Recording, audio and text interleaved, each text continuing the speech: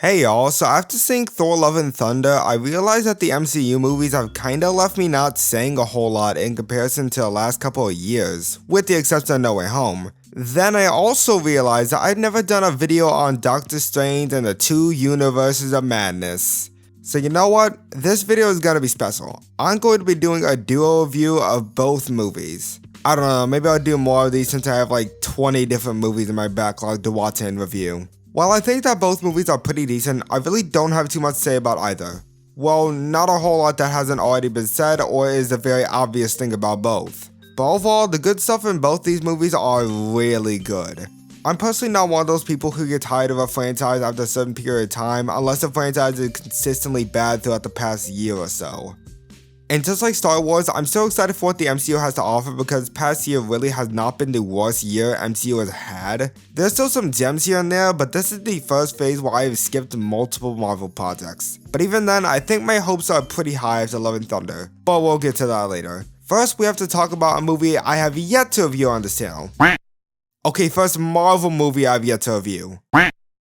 Recently? You get the point, time to talk about Doctor Strange. So Doctor Strange is definitely strange. That feels weird, but I'll allow it. It is by far the most beautiful and well-shot Marvel movie to have ever come out, with the help of Sam Raimi of course, but it is also the messiest story, script, and pacing to have ever come out of the MCU in a long time.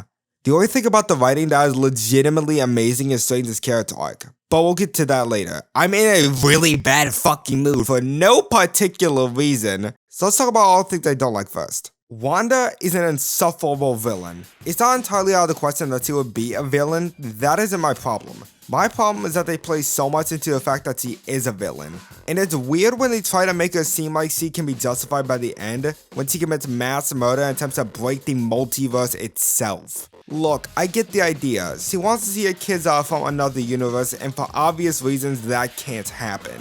But she intensely tries to kill herself to get to the kids that already has a Wanda in that universe. Strange even calls out this when he says, "What happens to the other you? What happens to their mother?" And this thought is literally never brought up later when her quote-unquote redemption happens. Nothing about her redemption feels earned or justified because about 20 minutes ago, she did this.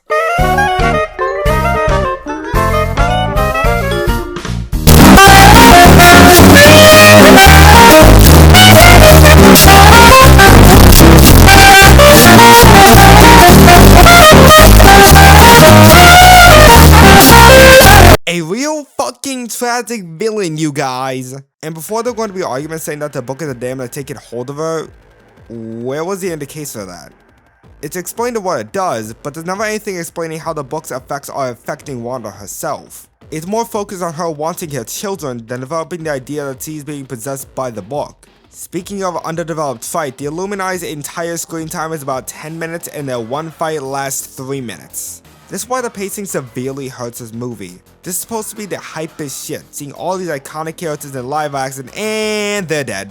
They might as well not even be characters, more like action figures. Anson Mount, Patrick Stewart, and Hayley Atwell do all great at their performance for their characters, but there's just not enough screen time to actually see their characters in this movie alone. You're just supposed to know what these characters are from the outside media and not care for who they are here. Tom Krasinski is the most fleshed out character out of the Illuminati, but not only is that not saying much, but his acting is just so bland here. This was supposed to be his movie to test out how he would do as Mr. Fantastic, and it fell hard. Another character I'm not too fond of is America Chavez. Much like the Illuminati, she doesn't have enough time to be seen as a character herself. There is legitimately one good scene with Chavez where we see her backstory. It actually gives her more of a character than the rest of the movie. She feels like a stand-up plot device who is scared about using her powers until she isn't anymore. So I appreciate her one scene where her character feels more real than just a MacGuffin. But other than that, I feel really nothing about her character.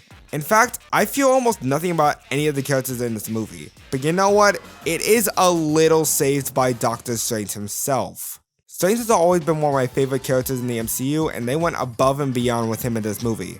His character arc is so interesting and feels so organically woven into his character that is by far one of my favorite character arcs out of any superhero movie.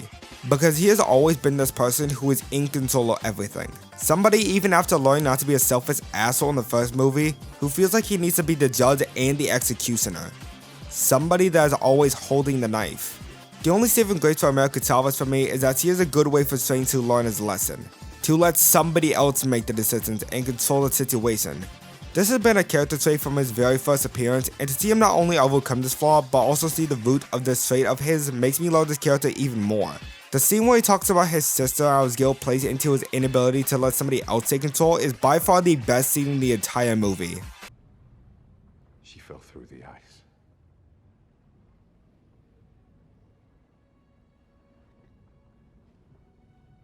I couldn't save her.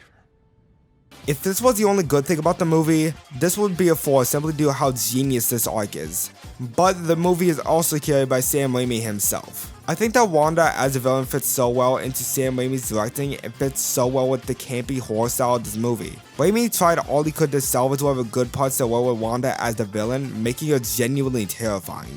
And if he was just given a better script, I think that this would have been one of my favorite Marvel films of all time. I wasn't too sold on it at first, but I think that the campiness and the horror of it all just works. It is so visually fun and beautifully shot that it almost makes me forget about how bad the writing is. Almost. Also, Bruce Campbell is hilarious as always. If you ever see this man in a movie, you know you're in for some good fucking humor. It is so hysterical to see Bruce Campbell basically say, "Fuck my plan's financial rules, I'm Pizza Papa, and I always get paid, bitches." So yeah, I guess that's pretty much all I have to say about it. Very mixed, honestly. Most of it is carried by Sam Raimi and Straight's arc, but those parts are so good that I think I'm going to give this movie a 6 out of 10. Also, if you didn't have an absolutely fun time with this scene right here, then I'm sorry, I guess this movie just wasn't for you.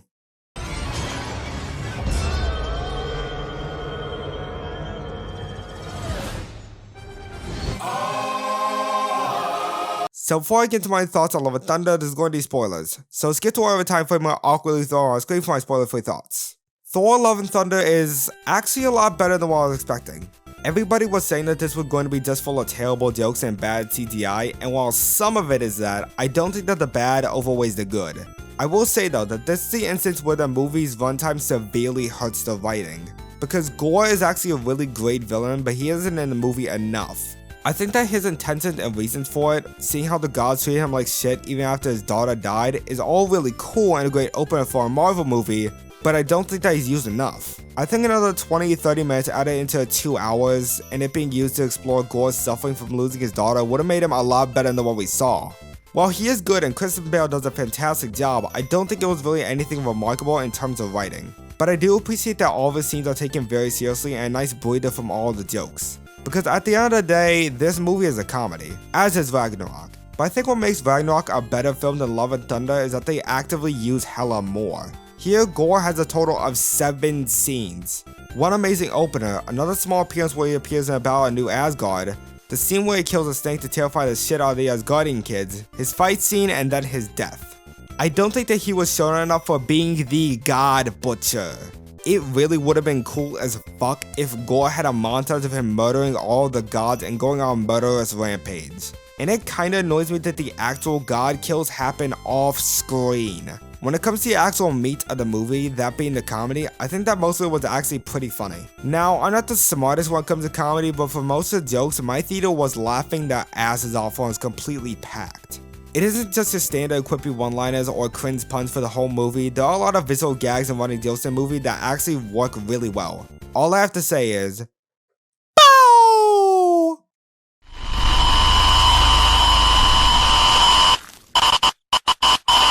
As a comedy, I think that the movie works a lot better than the Ragnarok does. And I don't think that they overstay their welcome either, because all the serious emotional scenes in the movie take its time and stop joking around for it. Because while this movie is a comedy, it is also a love story for Jane and Thor. And their chemistry works insanely well. I never really cared for them as a couple in the first Thor movies, but I think that they did a great job of recontextualizing the relationship and how it genuinely changed Thor as a person. And I think that Jane herself and how Mjolnir is slowly killing her plays in well with the message of living in the moment. Because she tries so hard to become Thor and harness the power of Mjolnir to try and fight off her cancer instead of appreciating the time she has left. And seeing Thor just accepting his death so he can spend the last moments with Jane is just a great way to express the themes of this movie. Maybe it would have worked for Gore to save Jane instead of reviving his daughter, but I don't think it would have overall serviced the message this movie was trying to tell. Which I think it did pretty great at, but I think that some of it was hindered by the running gag with Thor and his hammers. It was funny, but it could have easily been cut out so that it could focus more on Thor's growth on figuring himself out and what he wants to do. Because it's established very early on that Thor just doesn't know what to do with his life anymore. And it would have been more interesting to see him figure himself out more in order to come to a conclusion that he just wants to live in the moment. There's also some neat stuff here and there.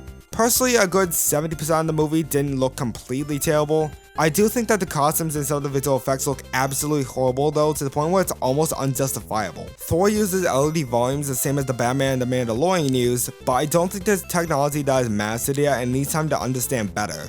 Obviously that couldn't happen because there have been a lot of production issues and VFX artists being overworked and underpaid, and I really do hope that Marvel gets their shit together because the way they treat their visual effects artists is starting to become the company's downfall. Other than that, all the fight scenes are really great with mostly good settings. This fight scene right here is some of the most visually striking fight scenes out of any Marvel movie. I also really like seeing Zeus and seeing just how horrible these gods are, making Gore's attempts to kill them more believable. The ending was pretty satisfying, taking out Gore's style to be the next god of thunder. Hercules was also a pretty interesting post-credit scene and where its following movie will be headed. Personally, I think that maybe this should have been Thor's last movie, but seeing Hercules could be good as long as they write Thor correctly in the next movie. So yeah, that was Thor Love and Thunder. I don't necessarily think a lot of the writing was anything groundbreaking, but it was good nonetheless. There's a lot less terrible things in it than there are good things about it, but it seriously could have been fantastic if the movie was just slightly longer. Some of the jokes could have been cut and the ending could have been reworked slightly, but there's not too much to complain about. This movie made me care a lot about Jane as a character, within someone that I liked in her previous movies. And overall, Gore was good for what he was, but he was severely underused and undercut. So it's good, but Ragnarok is just a better movie in terms of writing, while Love and Thunder is such a better comedy. Overall, 7.5 out of 10. I think that Strange's arc is done infinitely better than Thor's arc throughout both movies, but there's a lot more wrong with Doctor Strange than there is with Thor. But do I think the MCU has lost a touch? No, not at all. I think that overall, the MCU with both their TV shows and movies are still overall good, but I think that we are seriously starting to cross the edge for Marvel and it's on the brink of a serious downfall. I think that Marvel just needs to chill the fuck out and give the crew more time to polish their movies and TV shows because it is seriously starting to become the breaking point for a lot of people that have been huge fans for Marvel. Hell, it is the reason why people are now saying that Thor 1 and 2 were always good and we were just remembering wrong. No, we weren't. So while Marvel is starting to become slowly worse through its movies, I still think that there is some potential for them to put out genuine masterpieces because the MCU TV shows have shown that the MCU isn't out of the game yet. I still have hope for them. Does that make me a shill? Probably. But I don't really get fatigued from big franchises like this. It's only when the franchise have been putting out consistently genuine terrible products when I actually start to lose interest. But I don't think that's true with Star Wars or even Disney Pixar. And I definitely don't think that's the case for the MCU either. Thank you all so much for watching. Sorry if I was seriously overdue with the Multiverse of Madness review, so hopefully I covered what I could with this duo review. If you liked this video, be sure to comment what your thoughts were on these movies or my critique of it, and let me know if you want to see something like this in the future. Be sure to subscribe and hit the little notification bell so you get notified when future content releases. It's free and you can always subscribe later. I'm your favorite little Cowboy, signing off.